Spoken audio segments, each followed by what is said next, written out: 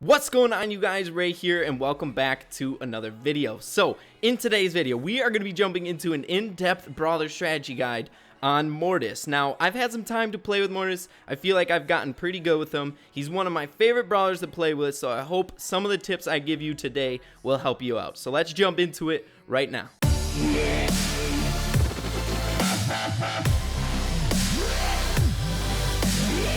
Alright, you guys, so jumping right into it. Now, I want to start things off by jumping over to the tier list. I'm going to be putting the link in the description down below to this website. It really helps out if you guys don't pay attention to the tier list. It really helps out being able to get used to the brawler, know a little bit more about him, so really use this to your advantage. So, Mortis, as you can see, is sitting at a 7 out of 10 on the tier list, so not super high, but not super low. So, he's right kind of in the middle.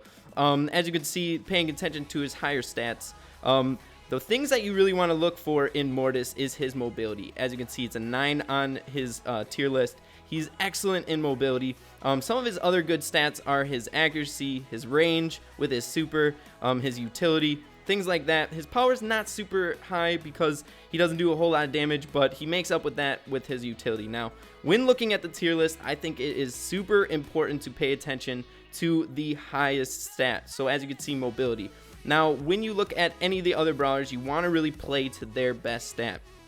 So Mortis being crazy good in mobility, you want to really play with that to your advantage. You want to use that to distract people when you're attacking someone, maybe going at different angles. You want to use his best stat to his advantage. Now, looking at it in the opposite perspective, his crowd control is a 3, which is really bad. So paying attention to his worst stat is also really important.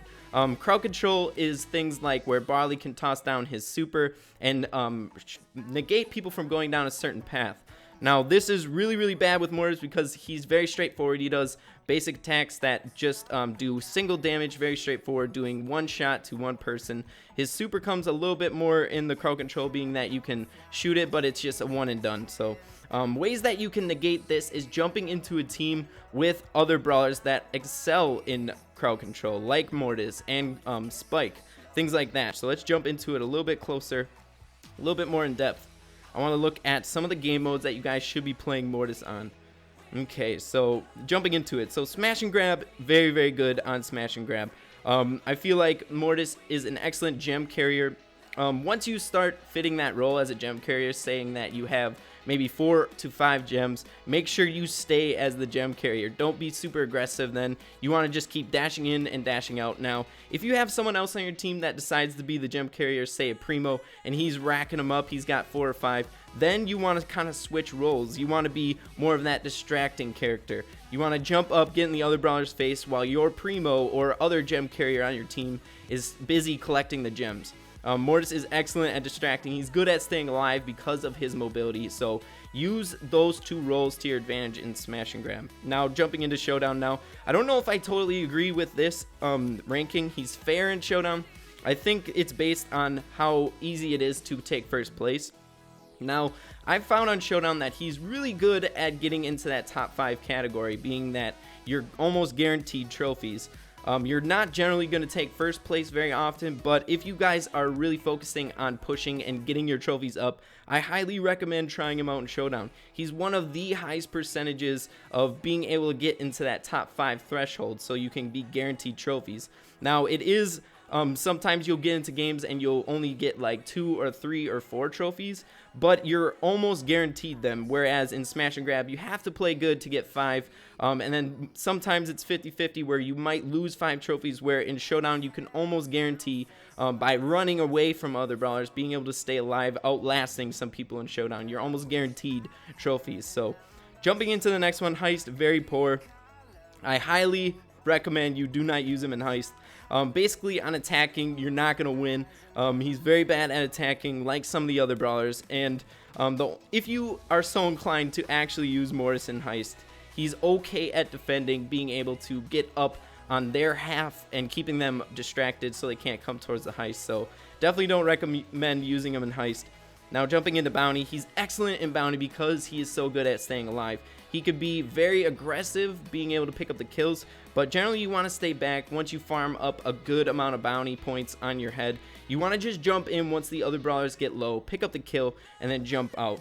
With his mobility, he stays alive really easily, so he can protect those bounty points that he has accumulated over the time. Also, he's great for picking up that first bounty point right at the beginning, so definitely recommend him on bounty. It's one of his best game modes. He's really, really good on bounty. Okay, Brawl Ball. He is great. He's one of the only brawlers that can really get the ball moving. You can use him to kick the ball forward and then jump up to the ball, kick the ball again, jump up the ball. No other brawler can really do this, which makes him a great forward. He's a great scorer. Now, being that he's not super good at that damage output, being able to kill the brawlers, like if a Primo has the ball and he's going towards your goal, he can't generally negate that score very easily, but being other opponents or being other players on your team that have really high outputs, damage outputs, can negate this a little bit. So definitely recommend him using him on Brawl Ball. You can really get a lot of trophies with him. Okay, so jumping into upgrade priority, his health, make sure to upgrade his health first because you are in his face, in the other brawler's face a lot. You're taking a lot of damage. You really want to stay alive with Mortis. His attack should be second because he doesn't do a whole lot of damage, but once you get it to max, he does 200, so you can generally almost 3-shot most of the brawlers in the game, like maybe a Barley. You can 3-shot lower level Barley, so attack should be second and super should be third because each upgrade with your super only goes up 10 damage. So your life steal when max is only going to be 50 more. So not super good. The 200 to 250 difference isn't that much. So make sure to upgrade the health and the attack first. Jumping into favorable matches, he's good against Brock, Colt, Ricochet, Spike, Crow. The two that I kind of disagree with somewhat is Barley and El Primo. He's good at killing the Barley because he's so low, but you're going to take damage to him because either he's going to throw the super right on the ground and then you got to go through the poison, or just take a lot of damage from it, or you're going to take damage immediately once you get close when he's just throwing down his basic attack. So now jumping in El Primo, I feel like El Primo, he's not super good at killing because a max El Primo has 1,750 health, so he's not going to be able to finish off the El Primo very well, but he is good at running away, and I feel like if you get close enough to the El Primo, it's a bit difficult to actually land your shots on Mortis. So not good at picking up the kill on him, but he's pretty good at distracting him, getting off some damage, and staying away from him. So difficult matchups, definitely the shotgunners. You have to get close to the shotgunners to do damage, and they can burn you down really, really quickly. So you definitely have to switch up your gameplay when you're playing up against the shotgunners. Poco, very good at doing that poke damage, keeping on that damage because his shot is so wide that you can't avoid the shots. You can't really dodge the shots that well. Now, Nita and Jesse are really good against them because basically Nita's bear, it's almost impossible to take him out without taking a lot of damage from the bear. As soon as you get close, the bear will hit you once. So if you dash through him, he's going to hit you. If you dash through him, he's going to hit you again. So he can rack up a lot of damage against Mortis. Now, Jesse, it's almost impossible to take out the Mortis without basically dying, or taking out the turret without basically dying. You have to get close again to the turret to take it out. So basically, if there's a turret out and there's no one on your team to really be able to kill it, it can do a lot of damage and hinder Mortis quite a bit. So that's what I wanted to discuss on the tier list. We're going to be jumping into some games and walk you guys through some of the things that I do in game, some of the things that we kind of talked about on the tier list, try to put it into flourish. Alright, you guys, so first we're going to jump into a game of smash and grab, kind of discussing the things that we were saying over on the tier list. So first things first, when you jump into a game with Mortis, you want to kind of button down what you want to be. What role do you want to fit? Do you want to be that gem carrier and dash up and get the gems right away, or do you want to let a different brawler on your team become that gem carrier and then you distract? So it you kind of want to fit the role as you go. So see who has the most gems, who's fitting that role as the gem carrier or the distractor in your team. So kind of play as you go. So here there's 2 gems sitting, so we're just gonna pick these up. We should have generally a pretty easy time against the Piper and Dynamite, but Jesse's going to be a little bit more difficult because of that turret. So we're just busy collecting gems. We're going to be that gem carrier. Nita's being a good distracting role. So we're going to dodge as best we can here. Nice. Okay, so we got 5 gems. Okay, halfway there, you guys. Okay, let's go like this. Jump in and get another one. Let's take out the Jesse while we can. All right, taking out the Jesse. Nice. All right, jumping up. We got 7 now. Okay.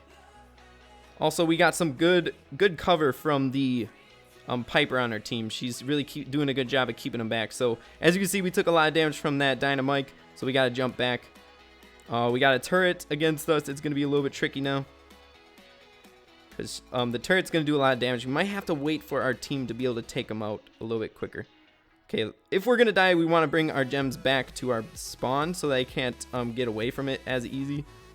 Okay, so here we go. Nice. Okay, the Nita's coming back. We should be able to take out this Dynamite. Nope, never mind. Hopefully the Nita can kill the Dynamite. Nice. Now we don't want the Nita to die. Okay, now we're switching roles. We want to be that up front burst in the face damage, because Nita has all 11. We want to just protect her. Okay. It's the first time we got our super, so let's use it to our advantage. Okay, I've taken out the Jessie there. Okay, good. Nice, guys. First win. Okay, we fit both the kind of roles. More towards the end, we were more of that distractor up in the face, because Nita had all of the gems. So we did a good job at collecting the gems right in the beginning. That's kind of what you generally want to do with Mortis, is get the gems as fast as you can, or distract if someone else is getting the gems for you. So next, we're going to jump into a game of Bounty. Now, this map might be a little bit difficult, but I want to show you guys that he can be good on any bounty map. So here we go. Basically, on a bounty map like this, you want to distract. Like I was saying before, when you're playing on bounty, you want to play it safe. Jump in when you can to get those kills. So here we go. Basically, you want to stay alive. You want to slowly get bounty points and stay alive. Here we go. Slowly rack up those bounty points and keep them safe. Okay, here we go. Okay, we're winning 1-0. We were able to pick up that bounty chip that is displayed right in the beginning, right in the middle of the map. Okay, so we're just going to kind of wait until someone gets low, and then we can jump in and do some damage to the other team. It looks like a pretty steadfast game, where we have a bunch of long-range shooters trying to duke it out. We might loop around, though, if we can. Okay, the Ricochet is doing some damage to us. Brock's going to try and loop around here. Let's jump in a little bit. Okay. So if he hits us once, nice. Okay, we got the Brock. Let's swoop back. Jump back to our safe spot. Okay, good. That's what I'm talking about. That was good. Okay, let's heal up. Okay, so the Piper we got. Okay, the Brock's got a super. I knew it. Sometimes you can tell when the Brock is about to use his super. So we still got a little bit of cover here.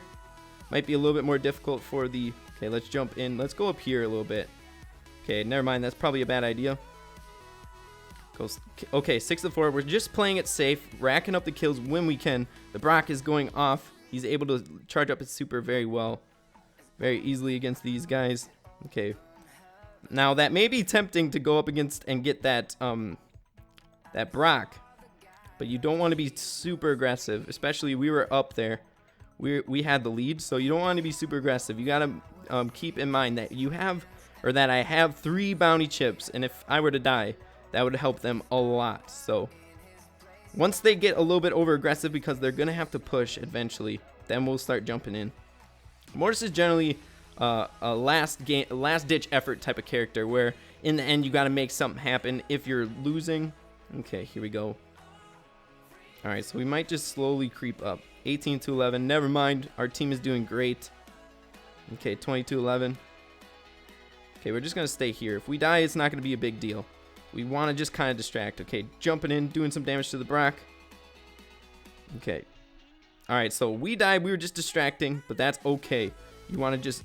Okay, let's pick up the kill on the Ricochet here. Oh, we weren't able to, but guys, 20-17.